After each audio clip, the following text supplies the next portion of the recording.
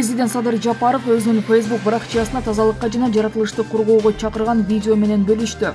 Бул роликте улгайган аял Бишкек-Ош трассасынын боюнда таштанды терип жатканы тартылган.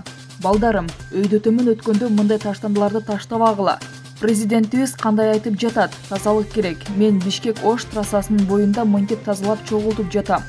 Кыздарым, балдарым, уят болот деген ал видеодо. Эскерте кетсек, буга чейин мамлекет башчы кыргыз элин тазалыкты сактоого жана жаратылышты коргоого бир нече ирет үндөп ысык көлдүн түбүн таштандыдан тазалоо боюнча иш-чараларда жана Жашыл Мурас акциясын баштап бир катар тиешелүү документтерге кол койгон. Актала районунун Актал айылында президент Садыр Жапаровдун колдоосу менен көп балалуу үй-бүлөгө турак-жай курулуп берилди. Бул тууралуу райондук администрациядан билдиришти. Маалыматка ылайык, кечээ 15 августта райондун акими Жумадилла Жапаров Актал айылындагы 51 жаштагы баатыр эне Гүлзат Исхаковага президенттин атынан салынып берилген жаңы үйдүн мамлекеттик актысын жана техникалык паспортун тапшырды. Гүлзат Исхакованын 7 баласы бар. 2020 жылы жолдошу каза болуп, балдарын жалгыз тарбиялап келет. Буга чейин анын кызы интернет булактары аркылуу президент Садыр Жапаровдун наамына видео кайрылуу жасаган. Анын кайрылуусу президентке жетип, аталган үй-бүлөгө жаңы турак-жай салынып берилди. Украинадагы куралдуу кагылышка катышкан Кыргызстандын жараны кармалды. Бул тууралуу Улуттук коопсуздук мамлекеттик комитетинен билдиришти. Маалыматка ылайык, жүргүзүлгөн контрчалгындоо иш-чараларынын алкагында Кыргыз Республикасынын УКМКнын Нарын облусу боюнча башкармалыгы тарабынан Украинанын аймагындагы согуштук аракеттерге катышкан Кыргыз Республикасынын жараны аныкталды. Такталгандай, аталган жаран 2022 жылдын 22 февралында Россияга иштөө үчүн барып, ал Россия Федерациясынын түзөтүү мекемелеринин биринде жаза өтөө менен кылмыш жасагандыгы үчүн жоопкерчиликке тартылган. Атайын аскердик операциянын фонунда Украинанын аймагында Россиянын куралдуу күчтөрү тарабынан ишке ашырылган. Ал Вагнер ЖК аскердик компания өкүлдөрү тарабынан кабыл алынган жана келишимдик негизде Украинанын аймагында согуштук тапшырмаларды аткарып жаткан аскер топторунун катарына кошулган. 2023 жылдын 1 августунда жаран кармалып, тергөөнүн жыйынтыгында кылмыш иши сотко жөнөтүлдү.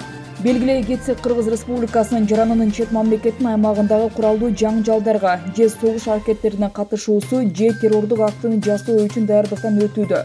Мүлкүн конфискациялоо менен 5 жылдан 10 жылга чейинки мөөнөткө эркиндигинен ажыратууга жазаланат. Жалал Абад облусунда жылан уусунун ири партиясын сатуу аракетине бөгөт коюлду. Бул тууралуу Улуттук коопсуздук мамлекеттик комитетинен билдиришти. Маалыматка ылайык, УКМК тарабынан Кыргыз Республикасынын кылмыш жаза кодексин сатуу максатында күчтүү таасир этүүчү же уулуу заттарды мыйзамсыз жүгүртүү беренеси боюнча кылмыштардын бирдиктүү реестрине катталган материалдардын алкагында күчтүү уулуу заттын ири партиясын сатуу аракети токтотулду. Жүргүзүлгөн ыкчам издөө иш-чараларынын натыйжасында Алабука районунун Алабука айылынын аймагында аталган заттын 500дөн ашык ампуласын сатып жаткан жеринен бир чет мамлекеттин жараны жана 3 Кыргыз Республикасынын жараны кармалды. Такталгандай, күчтүү жыландын уусунун партиясы коңшу мамлекеттердин биринен Кыргыз Республикасынын аймагына мыйзамсыз алынып келингендиги аныкталды. Кармалган зат фармакологияда жана медицинада, ошондой эле синтетикалык дарыларды өндүрүүдө колдонулат. 1 грамм гюрза уусунун баасы көмүскө базарларда $300дөн $600 чейин бааланат. Кармалгандар УКМКнын тергөө камак жайына киргизилип, тергөө иштери жүрүп жатат. Жашы жете элек кызга нике кыйгандыгы үчүн айылдын имамы кармалды. Бул тууралуу ИИМдин маалымат кызматы билдирди. Аламүдүн районунун Васильевка айылынын имамы жашы жете элек кыз менен 1995 жылы туулган жаранга нике кыйгандыгы үчүн Чүй облустук ички иштер башкармагынын кызматкерлери тарабынан кармалды. Аталган факт Аламүдүн райондук ички иштер бөлүмүнө катталып, Кыргыз Республикасынын кылмыш жаза кодексинин диний ырым-жырымдарды өткөрүүдө нике курагы жөнүндө мыйзамдарды бузуу беренеси менен кылмыш иши козголгон. Тергөө учурунда жаран аталган кылмыш ишине шектүү катарында кармалып, убактылуу кармоочу жайга киргизилген. Бүгүнкү күндө ага карата үй камагына алуу түрүндөгү баш коргоо чарасы тандалып, тиешелүү тергөө амалдары жүргүзүлүп, кылмыш иши соттук кароого жөнөтүлдү.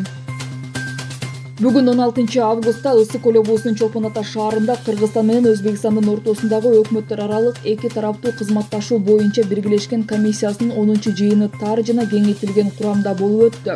Жыйын Кыргызстандын министрлер кабинетинин төрагасынын орун басары Акылбек Жапаров жана Өзбекстандын премьер-министри Абдулла Ариповдун төрагалыгы астында болду.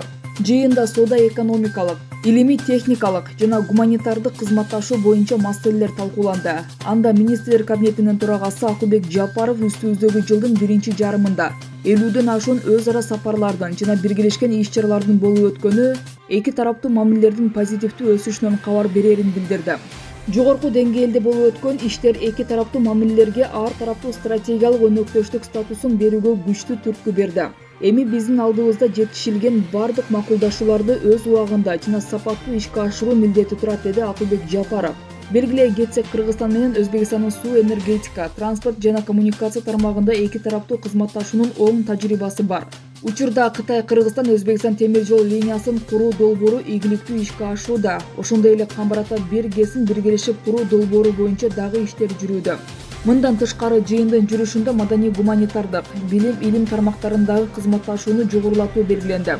Отурумдун соңунда сүйлөшүүлөрдүн жыйынтыгы боюнча Кыргызстан менен Өзбекстандын ортосундагы өкмөттөр аралык биргелешкен комиссиясынын 10-чу жыйынынын протоколуна кол коюлду. Кечээ 15 августта болжол менен саат 16:30 чамасында Бишкек-Торгарт унаа жолунун Боом капчыгайында жол кырсыгы катталды. Бул тууралуу жол кыймылынын коопсуздугун камсыздоо башкы башкармалыгы маалымдады. Маалыматта айтылгандай, Боомдо Toyota Avensis үлгүсүндөгү автоунаа менен Mercedes-Benz автоунаалары кагылышып, натыйжада 3 жүргүнчү мүрт кеткен. Ал эми дагы 6 жаран ооруканага жеткирилген. Азыркы учурда тийиштүү материалдар чогултулуп, тергөө амалдары жүрүүдө. Саламаттыкты сактоо министрлиги Ысык көл облустук төрөт үйүндө жаңы төрөлгөн ымыркайдын акырек сөөгүнүн сынганы боюнча кызматтык иликтөө жүргүзүүдө.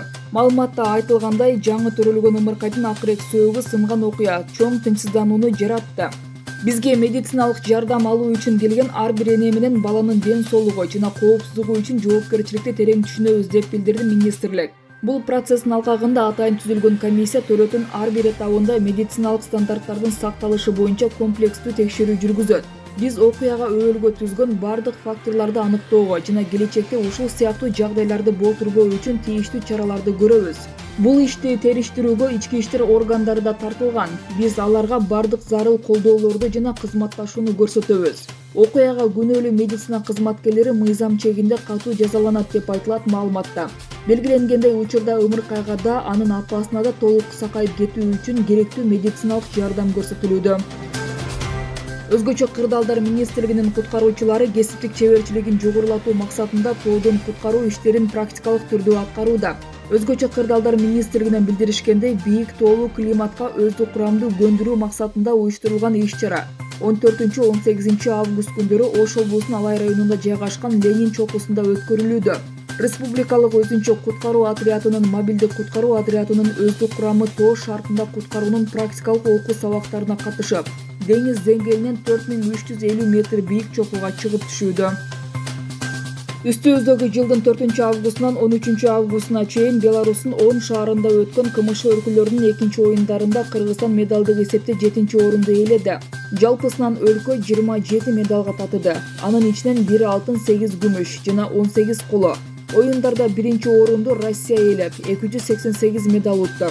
Анын 149 алтын, 89 күмүш жана 50 коло.